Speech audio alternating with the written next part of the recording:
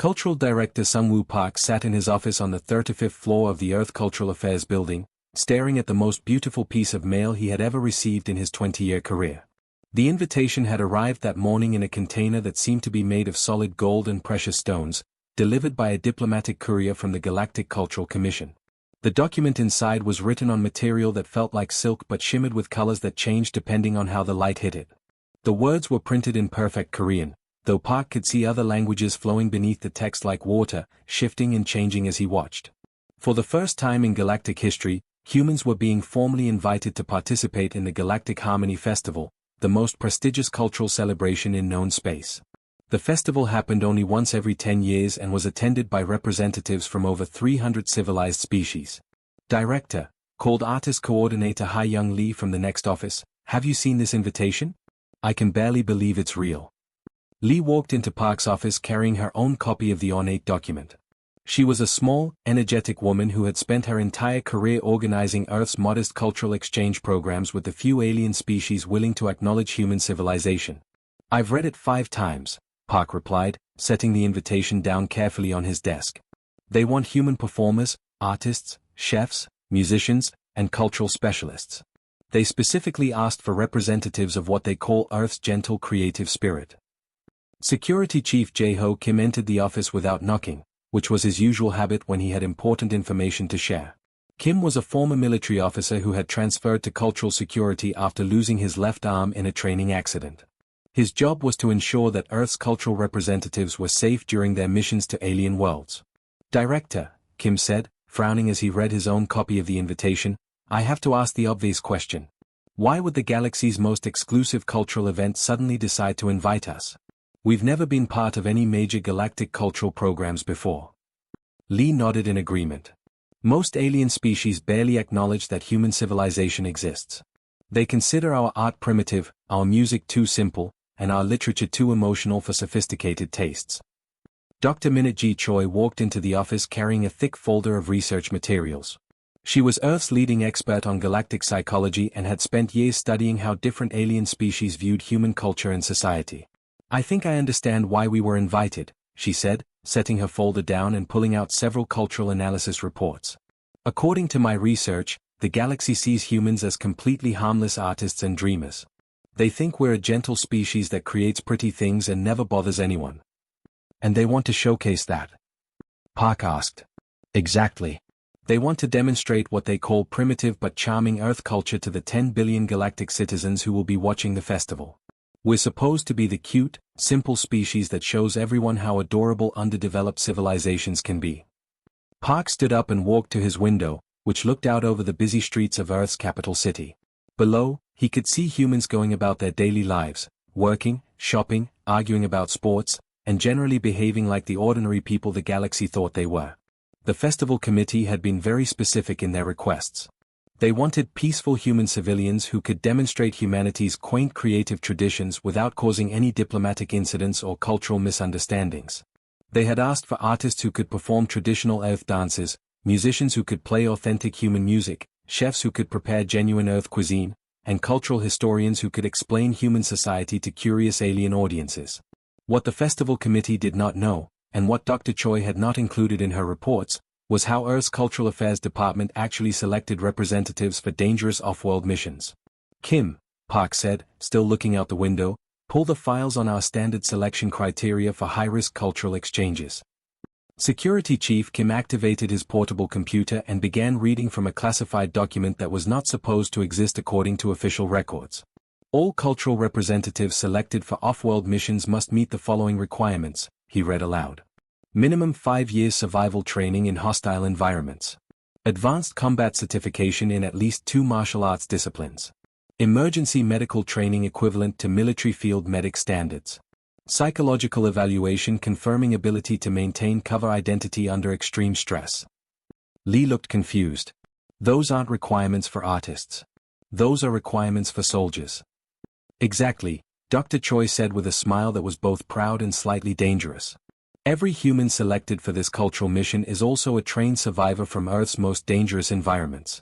Former soldiers disguised as dancers. Emergency responders pretending to be musicians. Special operations veterans working as chefs and cultural historians. The truth was simple and terrifying. The galaxy had invited what they thought were harmless human artists to their peaceful festival. What they had actually done was request that Earth send its most lethal operatives to the galaxy's largest gathering of civilian populations. Park turned away from the window and looked at his team with an expression that mixed anticipation with concern. The galaxy is about to learn something they weren't expecting about human culture, he said quietly. Which is? Asked Kim. That human culture has always included the art of warfare. We just don't usually mention that part during the introductions. The Galactic Harmony Festival was held on Paradise Station, the most beautiful and peaceful location in known space. The massive station orbited a perfect blue star in a system where wars had been forbidden by galactic law for over 2 centuries. No weapons were allowed anywhere in the system, and the station itself was designed as a monument to peace and artistic achievement. Paradise Station was enormous, large enough to house millions of visitors during the festival celebration. Its crystal spires reached toward the stars like frozen music, and its golden halls were filled with artwork from hundreds of different civilizations. The entire structure was a work of art itself, designed to inspire feelings of harmony and cooperation among all who visited. Performance artist Woo Sung-oh stepped off the human transport ship and looked around at the incredible beauty surrounding him. His official mission documents identified him as a traditional dance instructor from Seoul who specialized in ancient Korean cultural performances. The documents did not mention that he was a former special operations soldier who had spent 10 years fighting in Earth's most dangerous conflict zones. Behind him followed his dance troupe, 12 men and women who were listed in the festival program as students of traditional human movement and artistic expression. Their real identities were carefully hidden in classified files that only Director Park had access to. Each dancer was a former military special forces operative trained in multiple forms of combat and survival. Chef Soo-young Nam arrived on a separate transport with her cooking team, bringing containers full of what the festival organizers believed were ingredients for authentic Earth cuisine. The containers actually held military rations and survival food supplies that could be prepared under any conditions, including active combat situations.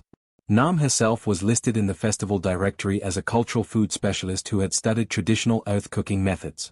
Her actual background included 15 years as a survival instructor who had taught soldiers how to stay alive in hostile environments by finding or creating food from whatever materials were available. "Welcome, gentle humans," said festival coordinator Velma as the Earth delegation was officially greeted in the station's main reception hall. Velma was a tall, elegant being from the Artistic Collective, a species known throughout the galaxy for their beautiful creations and peaceful nature. "We are so excited to finally see your primitive but authentic cultural expressions," Velma continued, his tone carrying the kind of polite condescension that adults use when speaking to interesting children. "Your species has such a charming, simple approach to art and creativity." The festival began with the traditional opening ceremonies, featuring performances from the galaxy's most sophisticated artistic civilizations. The audience watched displays of cosmic symphony orchestras, gravity sculpture demonstrations, and poetry that was performed using pure mathematical equations. Then it was time for the human cultural presentation. Woo Sung-oh and his dance troupe took the stage to perform what the festival program described as traditional Earth movement meditation. To the audience of billions watching across the galaxy, it looked like a beautiful and primitive dance that told the story of human harmony with nature. What they were actually watching was a carefully choreographed demonstration of advanced martial arts techniques, every movement designed to disable or kill opponents while maintaining the appearance of artistic expression. Chef Nam's cooking demonstration was broadcast live to every inhabited world in the galaxy. She showed the audience how to prepare traditional Earth survival cuisine, using simple ingredients and basic cooking methods. The alien viewers found it charming and rustic compared to their own sophisticated food preparation technologies. They did not realize they were watching a military survival instructor demonstrate how to create nutritious, long-lasting food supplies under combat conditions using materials that could be found anywhere. Musician Dong Hyun-on performed traditional Korean songs using instruments that had been carefully modified according to designs that were not included in any public records. To the festival audience, the music sounded beautiful but simple compared to the complex harmonic compositions they were used to hearing. The instruments themselves had been constructed using techniques developed by Earth's military engineers for creating improvised weapons that could pass through security scanners without being detected. For 3 days, the Galactic Harmony Festival continued with perfect peace and artistic celebration. The human delegation was praised for their charming simplicity and authentic cultural presentations.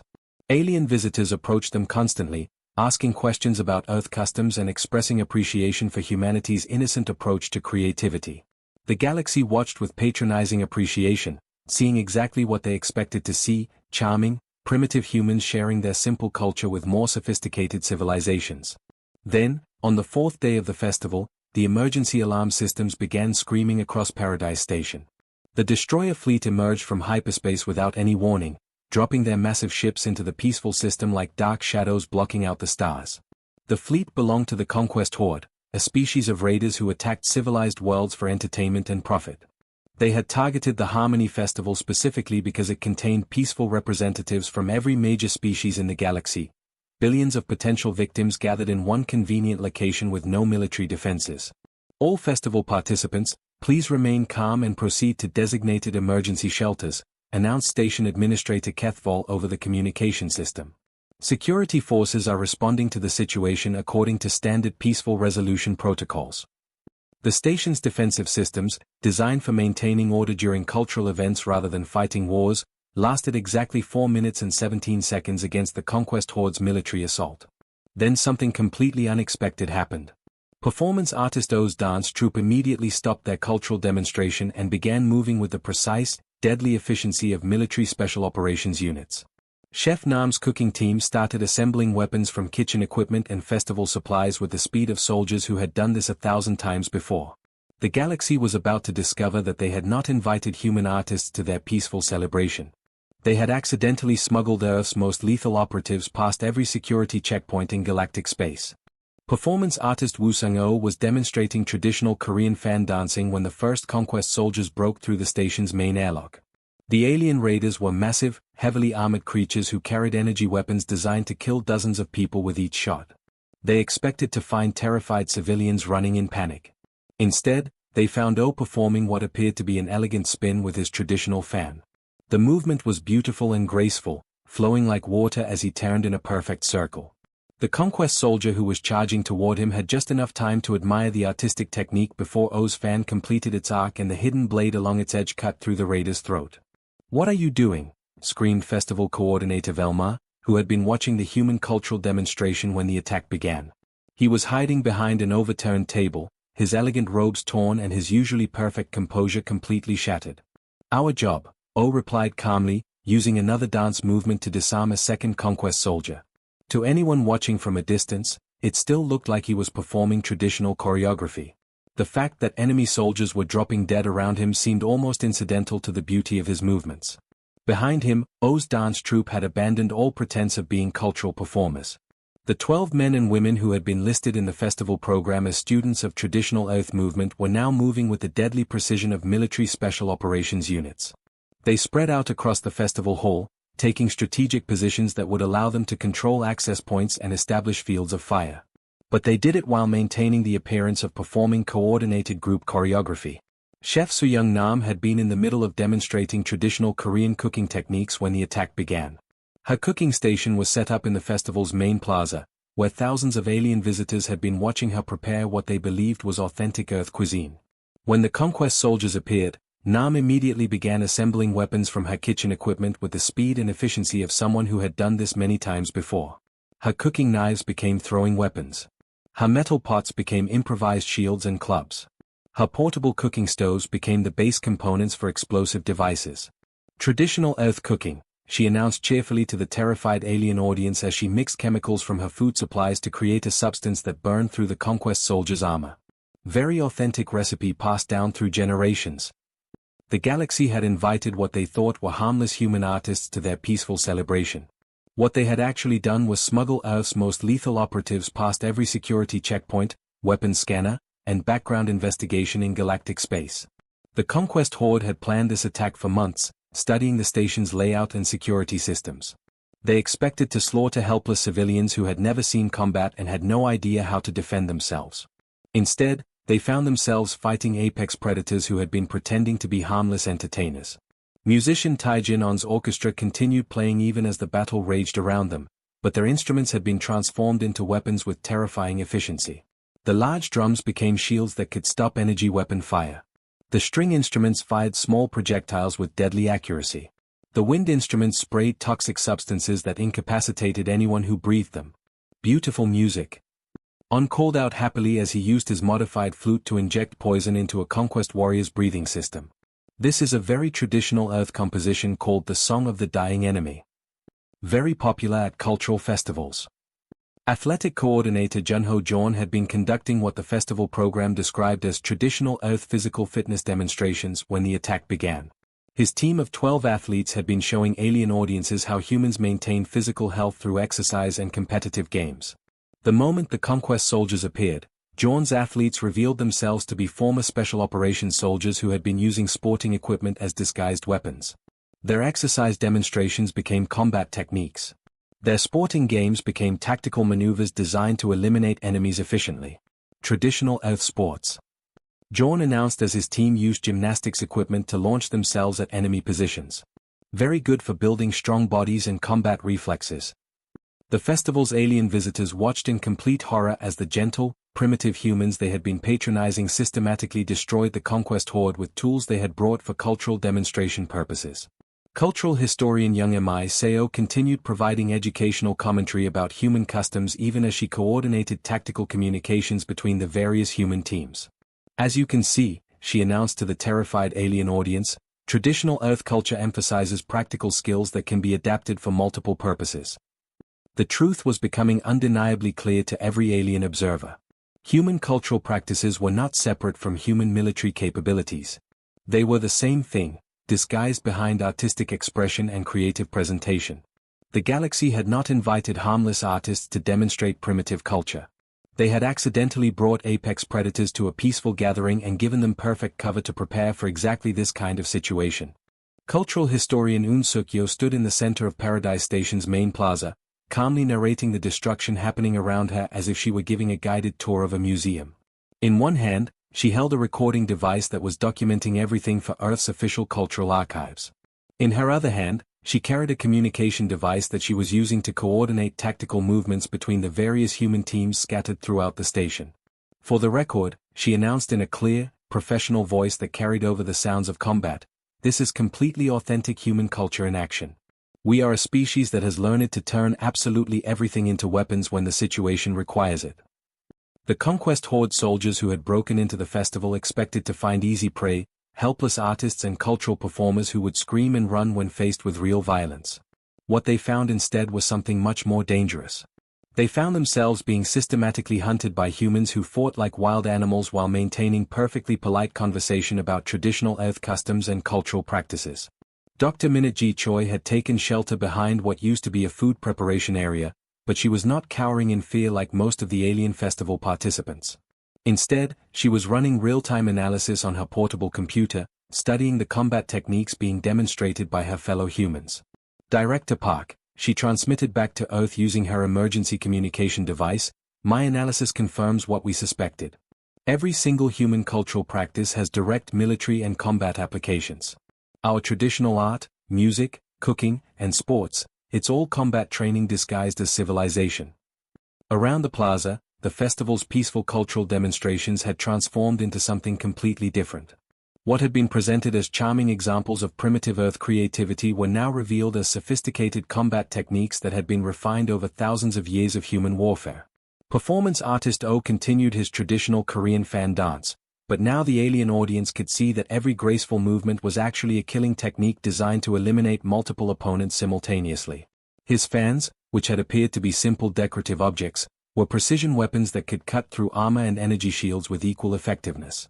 "Beautiful, isn't it?" he called out to a group of terrified alien observers as he used a spinning movement to disarm 3 conquest soldiers at once. "This particular dance is over 800 years old. My ancestors developed it during the Joseon dynasty as a way to practice sword fighting while appearing to perform at court celebrations." Chef Nam had transformed her cooking demonstration area into what could only be described as a weapons manufacturing facility. Using ingredients that she had brought for preparing traditional Korean meals, she was creating explosive devices, poisonous gases, and acid solutions that dissolved the conquest soldiers' protective equipment. "Traditional Earth cuisine," she announced happily as she lobbed a container of fermented vegetables that had been modified to explode on impact. "This particular recipe has been in my family for generations. Very good for removing unwanted guests from dinner parties." Athletic coordinator Junho Jorn's sports demonstration had become a tactical combat exhibition. His team of athletes used their gymnastic equipment to launch coordinated attacks against enemy positions, moving with the fluid teamwork that comes from years of training together. Traditional Earth physical fitness. Jorn called out as his team used parallel bars to vault over enemy barriers while firing improvised weapons. Very good for building strong bodies and excellent reflexes for survival situations. The most disturbing aspect of the situation, from the alien observer's perspective, was that the humans never stopped providing cultural education even while they were killing their enemies. Musician On continued conducting his orchestra through what he called Symphony No. 7 in the key of combat major, while his musicians used their modified instruments to coordinate tactical movements and eliminate threats. Notice the traditional Korean rhythm patterns, he announced to his terrified audience while his violin section fired precision projectiles at enemy targets. These musical techniques have been used for centuries to coordinate group activities during stressful situations. A surviving delegate from the artistic collective approached cultural historian Yo with shaking hands. "Your cultural expressions," he said, his voice filled with terror and amazement, "they're all military techniques disguised as art." "Of course they are," replied performance artist O, pausing in his deadly dance to speak politely with the alien. "Human culture developed directly from survival skills. Everything we create has practical applications for staying alive in dangerous situations." Strategic analyst Kyung Minute On had been monitoring communications from across the galaxy, tracking how other civilizations were responding to the live broadcasts of the festival battle. His findings revealed something that would change interstellar politics forever. "Director," he transmitted to Earth, "the pattern is now clear to galactic observers. Earth doesn't separate culture from combat capability. Every creative expression we share has practical military applications that can be implemented immediately." Intelligence Officer Sang-ho Kwon was receiving constant updates from monitoring stations throughout known space. The reports showed that the galaxy's understanding of humanity was changing rapidly as they watched the festival battle unfold. "Sir," he announced, 37 different civilizations have submitted formal requests for human cultural exchanges in the past 6 hours. But each request specifically includes requirements for security assessments and defensive training programs. The horrible truth was becoming clear to everyone watching the live broadcasts. The galaxy had been infiltrated not by harmless artists and cultural performers, but by apex predators who could kill efficiently with dinner utensils while providing educational commentary about the philosophical significance of traditional dance techniques. The battle for Paradise Station ended with the complete destruction of the Conquest Horde fleet, but the real shock came afterward when the galaxy's peaceful species had to confront what they had actually witnessed during the festival. Festival coordinator Velmar approached the human delegation with hands that would not stop trembling. His elegant robes were torn and stained, and his usually perfect composure had been replaced with the look of someone who had seen something that challenged everything he believed about the universe. Paradise Station had been saved from complete destruction, but the galaxy's understanding of humanity had been shattered beyond repair. The beautiful festival celebrating peace and artistic cooperation had turned into a demonstration of human lethality that was being broadcast live to billions of viewers across known space. "You're not artists," Velmar whispered to Cultural Director Sungwoo Park, his voice barely audible over the sounds of emergency repair crews working to fix the damage caused by the battle. "You're professional killers." "We're both," Park replied matter-of-factly as he used a piece of cloth to clean blood from his traditional festival costume. The blood was not his own. Human culture and human warfare are the same thing. We've never seen them as separate activities. But your performances were so peaceful. So beautiful. So innocent. Chef Soo-young Nam overheard the conversation while she was organizing the improvised weapons she had created from cooking supplies during the battle. She looked up from her work and smiled in a way that was meant to be reassuring but somehow made Velma even more frightened. Traditional Earth culture has always included the skill of killing anything that threatens our communities, she explained patiently, as if she were teaching a cooking class to children. It's one of our oldest and most important cultural practices. Dr. Minute Ji Choi had been documenting the psychological reactions of alien survivors throughout the battle, and now she was trying to help them understand what they had witnessed.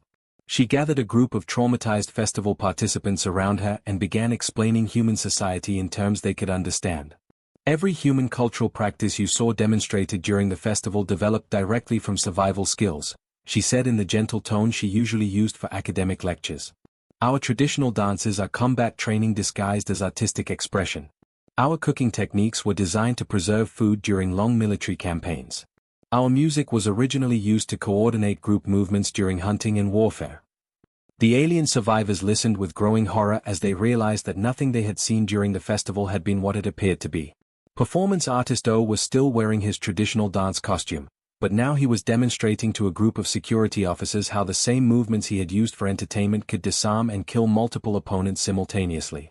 This particular sequence, he explained while moving through a series of graceful turns and spins, was developed during the 16th century as a way for Korean court dancers to assassinate enemies during formal celebrations. Very practical for situations where you need to eliminate threats while maintaining social appearances. Meanwhile, halfway across the galaxy, Chairman Veltar of the Galactic Cultural Commission was conducting an emergency communication session with Earth's government. His usual diplomatic politeness had been replaced with accusations and demands for explanations. "You deceived us," he declared, his voice transmitted across space to reach Director Park and his team. "You sent trained killers disguised as artists. This is a violation of every cultural exchange agreement in galactic history." "We sent exactly what you requested," Park replied with the same calm patience he had shown throughout the festival. "Cultural representatives who could demonstrate authentic Earth traditions. You assumed that culture meant harmless entertainment. The truth that was emerging was more devastating than any military conquest could have been. Human civilization had not evolved beyond warfare and violence as other species had done. Instead, humans had evolved to hide their capacity for violence behind artistic expression and creative activities." Intelligence reports began flooding in from across the galaxy as the festival broadcasts reached every inhabited world in known space. Intelligence Officer Sang-Ho Kwon was responsible for analyzing the galactic response to what had happened at Paradise Station. "Director," he reported, 49 different star systems have submitted formal requests for human cultural exchange programs in the past 12 hours. But every single request specifically mentions defensive training and security consultation as part of the cultural activities." Station Administrator Kethvol, who had watched the entire battle from the safety of the command center, approached the human delegation with a mixture of gratitude and terror. "But you seemed so peaceful during the festival," he protested. "Your art was beautiful. Your music was gentle. Your food was delicious." Artist O was cleaning his traditional fans, which had been restored to their appearance as simple decorative objects. "We are peaceful," he said with genuine sincerity. "We just prefer the kind of peace where threats to our communities are eliminated permanently and efficiently." "How do we protect ourselves from you?" asked a delegate from the Harmony Council, voicing the question that every peaceful species in the galaxy was now asking. Director Park's expression became genuinely sympathetic as he looked at the frightened alien representatives. "You don't protect yourselves from us. You invited apex predators into your peaceful civilization under the assumption that we were harmless entertainers. Now you know what we really are." As the human cultural delegation prepared to return to Earth, they left behind a galaxy that would never view cultural exchange programs the same way again. Every species now understood that when humans offered to share their culture, they were also sharing their capacity for violence. Cultural specialists observed quietly as they boarded their transport ship. They finally realized that human culture and human lethality are exactly the same thing. Dr. Choi was still receiving requests for cultural exchanges from species who now knew the truth about human nature. "Director, they're still asking us to visit their worlds. Even knowing what we are." Security Chief Kim looked out at the galaxy that had voluntarily invited apex predators into their most peaceful gatherings. "Because now they understand that when real threats appear, they want us on their side rather than hunting them." The galaxy had learned it too late that Earth didn't send promises of protection and cultural enrichment. They sent apex beasts in human skin who could kill efficiently with cooking utensils while providing educational commentary about the philosophical significance of traditional dance movements and the proper preparation of authentic Earth cuisine. *The end*.